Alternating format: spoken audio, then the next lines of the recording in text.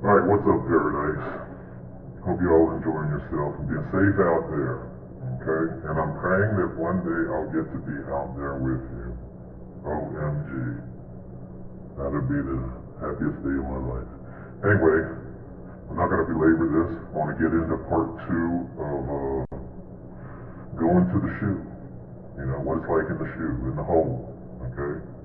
This is part 2. Make sure you like and subscribe, comment and share, all that good stuff. And one more thing, I have another channel called Bad Ops Prison Life. I am including the link to the channel in this video. So give it a check out. For those of you that don't know about it, there's 50-something videos over there that you'll probably like. Alright? Alright, let's get back into this. Alright, now the reason I said that you can't have shampoo bottle back here, or lotion, or any other kind of plastic bottle is for a very grotesque reason.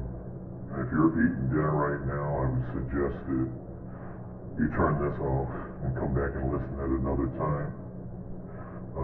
So in the hole you can only have, as far as hygiene items, you can only have a little small tiny comb, a toothbrush, about that big. It's just big enough to hold with your 2 fingers right here and try to brush your teeth. Just like that. It's crazy. And soap and deodorant, that's it. Now the reason you can't have the bottles is because,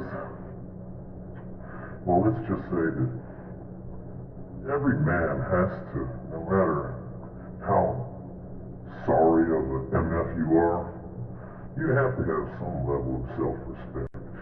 Okay? Now, I don't like the police, just like most people in here don't like the police. But I know my limitations. Okay? And I do have self-respect. So before anyone asks, have I ever done this? The answer is, hell no. And I never would. To anybody. And if somebody did it to me, well, let's just say that it would be the worst ass whipping of their life they received. Okay? So you can't have bottles, plastic bottles in the hole, because some common MFs will take a crap and they'll pee in the shampoo bottle and stuff the crap in there, let it sit for a few days and marinate and shake it up, make it into a thick sludge, and then when the cop comes around and they get the opportunity, they'll squirt it in their face. And that's the most disgusting thing you could ever do to a human being, even to a cop. Now, granted, I don't like most cops in here, but I would never do something like that. And when I see somebody get beat to within an inch of their life for doing something like that, I got no sympathy for them. None whatsoever. I mean, that's just as common as you can be. And I've seen people do it, and it is just grotesque. I've seen it go in their mouth, up their nose, and their eyes. It's just the most disgusting thing. So, that's why. I've seen inmates do it to other inmates, too. It's crazy. That's something that came about in the 70s. I never seen anything like that. That's something that came out with the 80s generation, you know? And it's just absolutely disgusting. Anyway, so that's why you can't have the bottles. Now, moving right along. So, you're not allowed to have anything but reading material. On commissary, you can order postage stamps and writing materials, paper and envelopes, so that you can write letters, and flex pen. That's another thing. You ain't allowed to have no regular ink pen in here. Hold on a minute, I'll show you what I'm talking about. Let me pause this thing.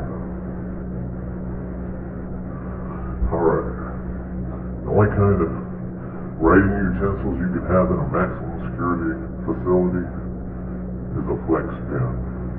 There's a rubber pen. They'll sell them in the commissaries for roughly 60 cents a piece. Half of them don't write well, you know. But it's very difficult to write till you go to try to write and it just bends, you know. So what we do, we take and get a piece of paper and hold on, I get a piece of paper here. I'll show you how we stiffen it up.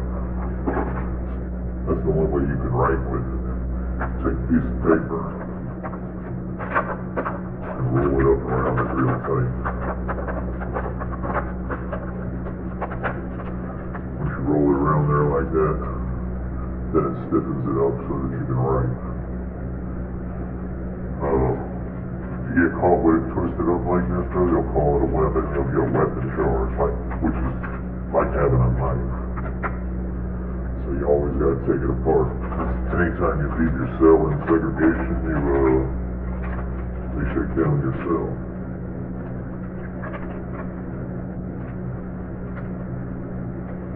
It's also, I think I do this one. Hang on.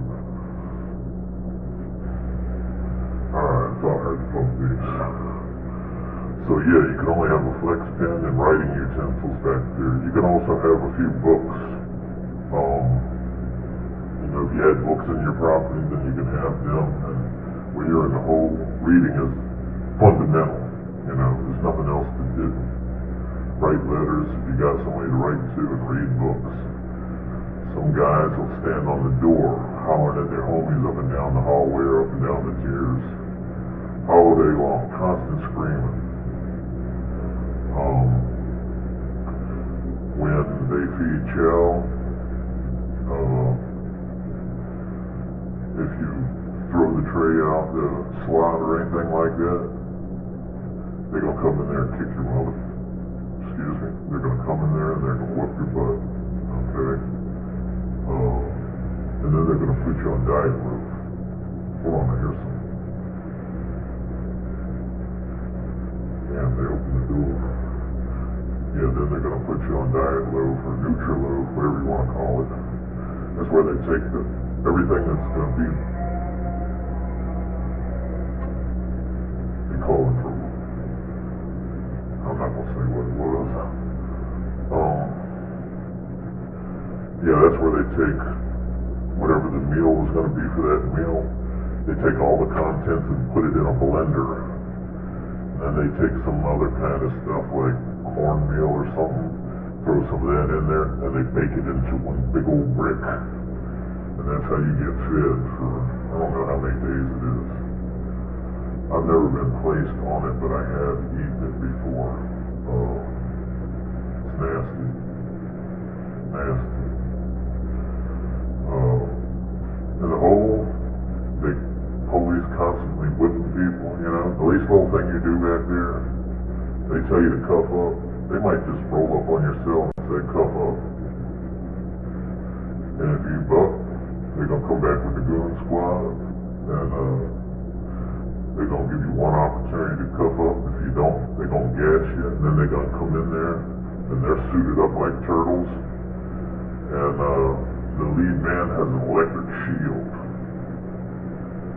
and it's got 50,000 volts. They will pin you with that and electrocute the hell out of you. I've had that before. That ain't no joke. Yeah, that's pretty rough. So the hole, you know, it's the longest stint I did in the hole was a year, and it's really not. It's all about your mind on how difficult it is. You know, some people can't handle it. The most suicides in prison are in the hole. People can't handle it, and they hang themselves or cut themselves, even though you shouldn't have access to any kind of blade or anything, but you know, people do. So that's where the most suicides are. Because the cops never make rounds. See, the cops are supposed to come around and make rounds every 15 minutes and check yourself and make sure that you're okay. And they got a chart on your door, on the wall next to your door, and they're supposed to sign it logging in what time they made their rounds. But they don't make their rounds on time. What they'll do is they'll come through there and they'll write down the time for, like, say, 10 rounds at a time. You know, saying that every 15 minutes they made the round. And then they don't come back for several hours, you know. And so people be dead back there for hours. And they claim that they just found the body when they really find it, you know. That every round they checked and he was okay. But yeah, it's all strength of mind, you know, mind over matter. If you free your mind, no big deal. You can handle it, you know. Some people got weak mind though, you know. The year I did, it was no big deal at all because I made my little daily routine every day and kept myself busy, you know. I get up in the morning, work out, then I'd read some, you know, then I'd write some letters. I mean, I haven't been to the hole for, that was 30 years ago. Well, not quite, maybe 25 years ago. I haven't been to the hole, that's the longest, and I haven't been for more than a month or two since then. Now, back in the day, it was a whole lot different. Back in the day, when I first came to prison, 40-something years ago, almost 48 years ago. This is my 48th year. When I came to prison back then, you didn't have no rights when you went before the disciplinary committee. And when you went to the hole, if you got a charge, you lost good time and you got sentenced to the hole. And when you went to the hole, it was so quiet you could hear a pin drop. There was no hollering up and down the tier. If you hollered up and down the tier, they come in there and beat the crap out of you. Yeah, so the way people communicated then, sign language. Put your little mirror up on the bar and then stick your hand out and sign to your man down the hall. That's the only way you communicated. And the other thing was, you didn't just lay up in the hole all day, just laying up in that cell. They put you on the disciplinary committee, disciplinary crew, we used to call it disco squad, and you go out and work. You might be working in the swamps, you might be working in the forest, you might be cutting the grass on the yard with a swing blade. I don't know if anybody, well, those in the prison know what a swing blade is. They would cut the grass with that, not a lawnmower, but a sling blade. And so you would work all day. Yeah, it was a whole lot different back then. And it was killing a lot more people back then too in the hole. You know, they get away with it all the time now, but they really got away with it back then.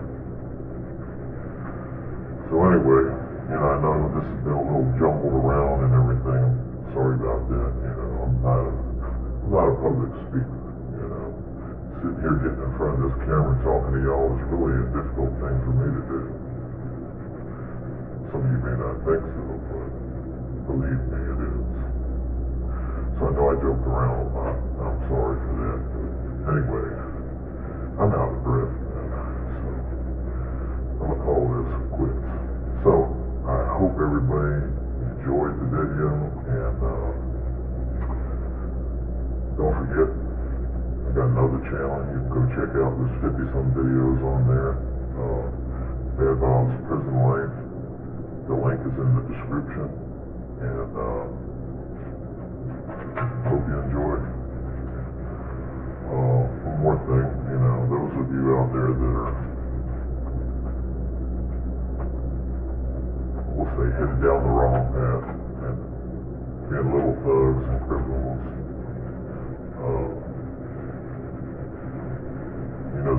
what you're faced with.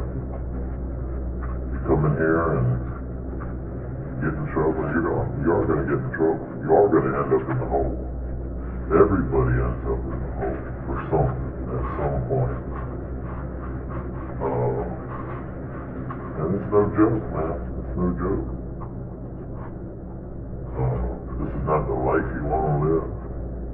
You know, so I would encourage you to rethink what you do, how you're carrying yourself out there, and get your life together, man. Go to school, get a job, you know. You may not have no family or no support system or anything, but that's okay too. You don't need that, because you got yourself. See, people will let you down, no doubt about it. But only you can let yourself down. Only depend on yourself. Don't depend on nobody but yourself. And you can get it done. So do the right thing. Stay out of here, man. You come in here with 2 or 3 year sentence and end up being in here for life. Yeah. Trust me, I know from experience. When I came in here, I had a very short sentence. I'm not going to say what it was, but it was short. And I ran it up. And here I am, 48 years later, almost 48 years later, and still in here, haven't been released, still in here.